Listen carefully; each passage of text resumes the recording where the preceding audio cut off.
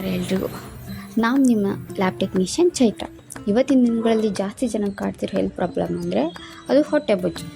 ಎಷ್ಟೇ ಟ್ರೈ ಮಾಡಿದ್ರು, ಡಯಟ್ ಮಾಡಿದ್ರು ಈ ಬೊಜ್ಜು ಕರಗ್ತಲೇ ಇಲ್ಲ ಅಂತ ಬೇಜಾರಾಗಿದ್ದೀರಾ? ಹೊಟ್ಟೆ ಬೊಜ್ಜು ಕರಗಿಸೋದು ಅಂದರೆ ಬರೀ ಜೀರಿಗೆ ನೀರು ಕುಡಿಯೋದಲ್ಲ, ಅದ್ರ ಜೊತೆಗೆ ನಮ್ಮ ದೇಹದ ಒಳಗಿನ ವ್ಯವಸ್ಥೆ ಕೂಡ ಸ್ವಲ್ಪ ಬದಲಿಸ್ಬೇಕು. ಹಾಗಾಗಿ ಇವತ್ತಿನ ದಿನ ನಾವು ಆ ಎಲ್ಲ ರೀತಿಯ ಮೆಥಡ್ಗಳನ್ನು ತಿಳ್ಕೊಳ್ಳೋಣ.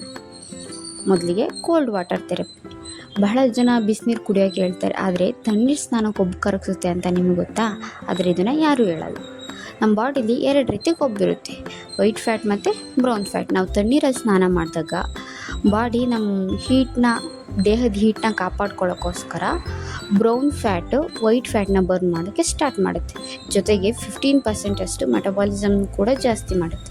ಇದರಿಂದ ನಮ್ಮ ಹೊಟ್ಟೆ ಬೊಜ್ಜು ಕರಗೋಕ್ಕೆ ಶುರುವಾಗುತ್ತೆ. ಇನ್ನು 2ನೇದು ಸರ್ಕ್ಯಾಡಿಯನ್ ರಿದಮ್ ಈಟಿಂಗ್. ಅಂದರೆ ಏನು ತಿಂತೀವಿ ಅನ್ನೋದು ಎಷ್ಟು ಮುಖ್ಯನೋ ಹಾಗೆ ಯಾವಾಗ ತಿಂತೀವಿ ಅನ್ನೋದು ಕೂಡ ತುಂಬ ಮುಖ್ಯ. ಸೂರ್ಯ ಮುಳುಗಿದ ನಂತರ ನಮಗೆ ಡೈಜೆಸ್ಟಿವ್ ಶಕ್ತಿ ಕಡಿಮೆ ಆಗುತ್ತೆ. ಅಂದರೆ ರಾತ್ರಿ 7 ಗಂಟೆ ನಂತರ ನಾವು ಎಷ್ಟೇ ಒಳ್ಳೆ ಫುಡ್ ತಿಂದರೂ ಕೂಡ ಅದು ಜಾಸ್ತಿ ಕೊಬ್ಬಾಗಿಯೇ ಶೇಖರಣೆ ಆಗುತ್ತೆ. ಅದಕ್ಕೆ ಹಗಲು ಹೊತ್ತಲ್ಲಿ ಅಂದರೆ ಸೂರ್ಯ ಇರುವಾಗಲೇ ಜಾಸ್ತಿ ಊಟ ಮಾಡಿ, ಸೂರ್ಯ ಮುಳುಗಿದ ಮೇಲೆ ಸ್ವಲ್ಪ ಊಟ ಮಾಡಿ ದೇಹಕ್ಕೆ ವಿಶ್ರಾಂತಿ ಕೊಡಿ. ಇನ್ನು 3ನೇದು ಉಸಿರಾಟದಿಂದ ಬೊಜ್ಜು ಕರಗ್ತದೆ ಅಂದರೆ ನೀವು ನಂಬ್ತೀರಾ? ಹೌದು. ಹೊಟ್ಟೆ ಬೊಜ್ಜಿಗೆ ಮೇನ್ ರೀಸನ್ನು ಕಾರ್ಟಿಸಾಲ್ ಅನ್ನೋ ಸ್ಟ್ರೆಸ್ ಹಾರ್ಮೋನ್. ನಾವು ಸ್ಟ್ರೆಸ್ಸಲ್ಲಿದ್ದಾಗ ಬಾಡಿ ಕೊಬ್ಬನ್ನು ಸ್ಟೋರ್ ಮಾಡುತ್ತೆ. ಹಾಗಾಗಿ ನಾವು 4, 7, 8 ಅಂದರೆ 4-7-8 ಬ್ರೀತಿಂಗ್ ಟೆಕ್ನಿಕ್ನ ಯೂಸ್ ಮಾಡ್ತೀವಿ. ಅಂದರೆ ಈ ವಿಧಾನದಲ್ಲಿ 4 ಸೆಕೆಂಡ್ ಉಸಿರನ್ನು ತಗೋಬೇಕು, 7 ಸೆಕೆಂಡ್ ಅದನ್ನು ಹೋಲ್ಡ್ ಮಾಡಿ ತಿಟ್ಕೋಬೇಕು, 8 ಸೆಕೆಂಡ್ಸ್ ನಿಧಾನವಾಗಿ ಬಿಡಬೇಕು. ದಿನಕ್ಕೆ ಮಿನಿಮಮ್ ಅಂದರೂ 5 ಬಾರಿ ಮಾಡೋದ್ರಿಂದ ನಮ್ಮ ಸ್ಟ್ರೆಸ್ಸು ಕಂಪ್ಲೀಟಾಗಿ ಕಡಿಮೆ ಆಗುತ್ತೆ. ನಮ್ಮ ಸ್ಟ್ರೆಸ್ ಇಲ್ಲದೇ ಇರುವಾಗ ನಮ್ಮ ಬಾಡಿ ಕೊಬ್ಬನ್ನು ಸ್ಟೋರ್ ಮಾಡಲ್ಲ, ಆಗ ಹೊಟ್ಟೆ ಸ್ವಲ್ಪ ಸಣ್ಣಗಾಗುತ್ತೆ.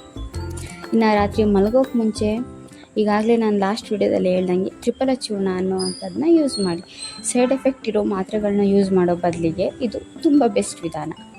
ಹೊಟ್ಟೆ ಬೊಜ್ಜು ಅಂದರೆ ಕೆಲವೊಂದು ಸಲ ಇಂಪ್ಯಾಕ್ಟ್ ಫೀಕಲ್ ಕೂಡ ಮ್ಯಾಟ್ರ್ ಆಗುತ್ತೆ. ಅಂದರೆ ಕರಳಲ್ಲೇ ಉಳಿದಿರುವಂತಹ ಫೀಕಲ್ಲು, ಸ್ಟೂಲ್ ಆಗಿರ್ಬೋದು. ಇದು ನಾವು ರಾತ್ರಿ ಯಾವಾಗ ಊಟ ಮಾಡೋಕ್ಕೂ ಮುಂಚೆ ಟ್ರಿಪಲ್ ಚೂರ್ಣ ಬಿಸಿನೀರಲ್ಲಿ ಹಾಕ್ಕೊಂಡು ಸ್ವಲ್ಪ ಕುಡಿಯೋದ್ರಿಂದ ಇದು ನಮ್ಮ ಕರಳನ್ನು ಪೂರ್ತಿ ಶುದ್ಧೀಕರಿಸುತ್ತೆ.